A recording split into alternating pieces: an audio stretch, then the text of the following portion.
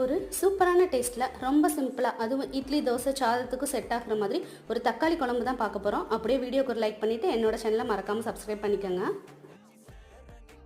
இதுக்கு முதல்ல ஒரு குக்கரில் 1 டேபிள் ஸ்பூன் ஆயில் சேர்த்துட்டு 1/2 டீஸ்பூன் கடுகு, 1/2 டீஸ்பூன் உளுந்து, 1/4 டீஸ்பூன் சீரகம் நல்லா பொரிஞ்சதும் ஒரு கை நிறைய சின்ன வெங்காயம் பொடியாக நறுக்கி சேர்த்துக்கலாம்.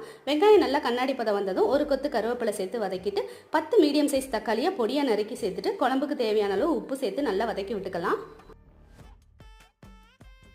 இப்போ ஓரளவுக்கு தக்காளி வதங்கினதும் 1/2 டீஸ்பூன் மஞ்சத்தூள், 1 ஸ்பூன் மிளகாத்தூள் சேர்த்து பச்சை வாசனை போக வதக்கிட்டு 1 கப் அளவு தண்ணி சேர்த்து கிளறி விட்டுட்டு குக்கரை மூடி போட்டு வெயிட்டை போட்டு 4 விசில் வச்சு இறக்குனதும் ஒரு பருப்பு மத்த வச்சு நல்லா கடன் கடைஞ்சதும் அப்படியே 10 புதினா இலையை தூவி சூடான இட்லி சாதம் கூட சாப்பிட்டோம்னா சாப்பிட்டுக்கிட்டே இருக்கலாம் போல தோணும்.